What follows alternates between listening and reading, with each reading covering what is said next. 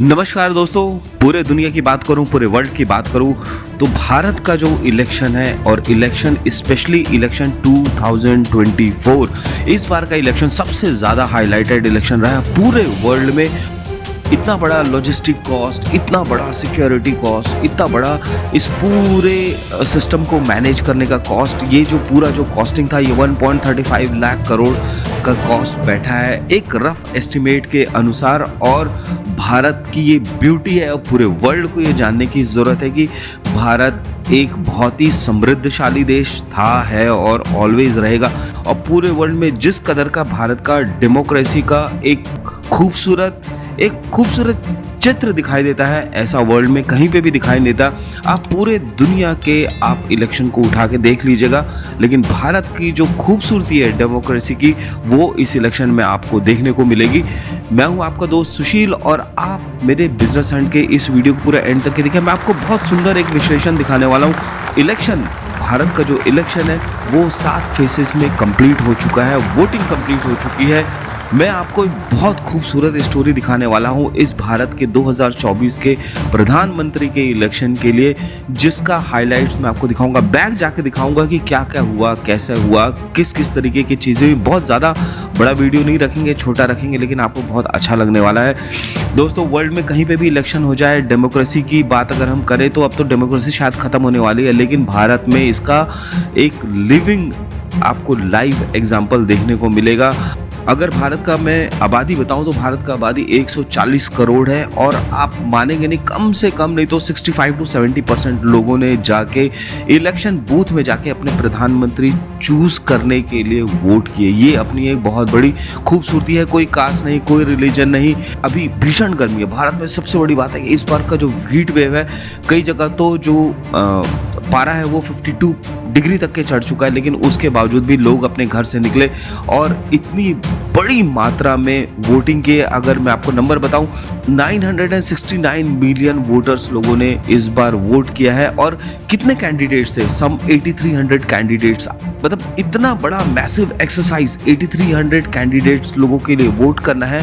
और कितनी political parties है? 744 पॉलिटिकल पार्टीज। जी हाँ, 744 पॉलिटिकल पार्टीज। और इसके लिए 7 फेसेस में इलेक्शन होना अपने में बहुत गजब की बात है। इन 7 फेसेस के इलेक्शन के लिए हर जगह सिक्योरिटी का एक पूरा पुख्ता इंतजाम करना, छोटे से छोटे बूथ हो, बड़ा से बड़ा बूथ हो, छोटे से छोटा गांव हो, बड़े से बड़ा शहर हो, हर जगह सिक्योरिटी का इंतजाम करना अपने में एक बहुत बड़ा मैसिव टास्क है। और इलेक्शन कमीशन ऑफ इंडिया को इसके लिए बहुत बड़ी बधाई मिलनी चाहिए। और दूसरी बात, कहीं थोड़े मोड़े कहीं जगह पे छुटपुट घटनाएं हुई हैं जो कि अलग अलग जगह पे हुई है, लेकिन ऑन एन ओवरऑल एक पीसफुल इलेक्शन, इतना मैसिव इलेक्शन को कंडक्ट करना अपने में एक बहुत ही कमाल की बात है।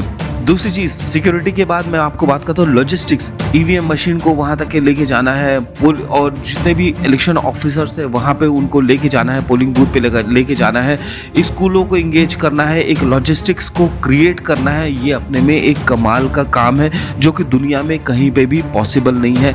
इसके पहले भी चुनाव हुए हैं, लेकिन इस बार के चुनाव में एक सबसे बड़ा हाईलाइट रहा वो था सोशल मीडिया। इस बार के चुनाव में जितने भी पॉलिटिकल पार्टीज हैं उन्होंने सोशल मीडिया और एआई का इतना धमाल इस्तेमाल किया है जितना कि पहले कभी नहीं हुआ। 2019 में हुआ था, लेकिन उतना प्रखर रूप में नहीं हुआ था जितना इस बार सोशल मीडिया का इस्तेमाल हुआ। और तमाम तरीके के एलिगेशंस लगाए गए, तमाम तरीके की अलग अलग बातें कही गई सोशल मीडिया में। और तो और अमित शाह जी का फेक वीडियो भी डाला गया जो कि एआई जनरेटेड वीडियो था। और उसके लिए जो रूलिंग पार्टी है उन्होंने, जो बीजेपी है, उन्होंने इलेक्शन कमीशन में एप्लीकेशन दायर किया कि fake AI videos Amit Shah ji का डाला गया है। बहुत ज़्यादा सोशल मीडिया का इस्तेमाल किया गया है और लोगों को अपना मैसेज पूरा पहुंचाने की कोशिश करी है।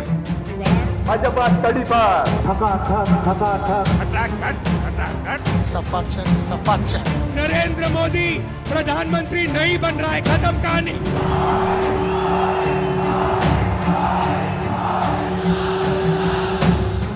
पूरे इस कैंपेन में ऑपोजिशन पार्टी और रूलिंग पार्टी के बीच में ज़बानी जंग बहुत ज़्यादा हुए, ज़बरदस्त ज़बानी जंग हुई है और लोगों ने ऑपोजिशन पार्टी ने अपने अलग अलग मुद्दे के लिए एक मैनिफेस्टो भी निकाला, जिसमें उन्होंने कहा कि हम मिनिमम सपोर्ट प्राइस देंगे, हम ये कर देंगे, हम 1 लाख रुपए पैसा देंगे, हम खटाखट करेंगे, हम ठकाठक आपके बैंक अकाउंट में पैसा भेजेंगे। इस तरीके की बातें करेगी जो कि एक तरीके से जिसका कोई बुनियादी स्तर है नहीं।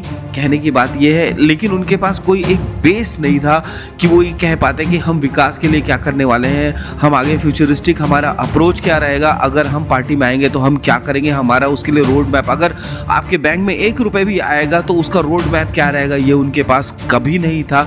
इसलिए ऑपोजिशन पार्टी आज पूरी बिखरी हुई है। 7वें फेस आते आते तक तो बिल्कुल वो गायब ही हो गए थे, लेकिन यहीं पे जो रूलिंग पार्टी है, जो हमारे प्रधानमंत्री, उन्होंने मैनिफेस्टो में ही क्लियर कर दिया था कि ये मोदी की गारंटी है, कहने की ज़्यादा बात नहीं है। और उन्होंने अपने जो भी विकास के कार्यक्रम इन 10 सालों में किए हैं उन सारे का लेखा जोखा दिया, और ये भी कहा कि आने वाले फ्यूचर में अगर हम करेंगे तो इसका रोड मैप क्या होगा। चाहे तो रूलिंग पार्टी के टॉप लीडर्स किसी को भी आप देख ले, किसी का भी वक्तव्य सुन लेंगे तो उन्होंने हमेशा एक काम के लिए एक रोड मैप दिया है कि इसके लिए अगर 1 रुपए भी अगर आपके बैंक में आएगा तो उसका रोड मैप क्या होगा, तो उसके बारे में भी उन्होंने बताया। और मोदी जी का अगर मैं आपको टोटल रैलीज अगर मैं आपको बताऊंगा, 2019 में उनकी 142 रैलीज हुई थी और इस बार उनकी 206 पब्लिक रैलीज हुई हैं। तो नरेंद्र मोदी जी का जो रैली है और वो एकदम इलेक्शन मोड में थे और पूरा एंड तक के उन्होंने इलेक्शन को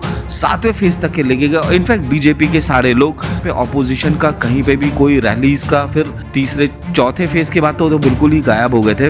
और पूरे भारत को नरेंद्र मोदी जी ने ये विश्वास दिलाने में ये कामयाबी हासिल करी कि हाँ, हम भारत के साथ खड़े हैं, हम भारत के लोगों के साथ खड़े हैं। तो ये एक बहुत बड़ा पॉइंट था और ये पूरे चीज़ को कवर करने के लिए अलग अलग देशों से जर्नलिस्ट को बुलाया गया था कि आप आइए भारत में इस इलेक्शन को कवर करिए और दुनिया में बताइए कि ये इलेक्शन ऐसा ही नहीं है। भारत में जो इलेक्शन कंडक्ट होता है वो फ्री, फेयर और फॉर पब्लिक ये इलेक्शन होता है।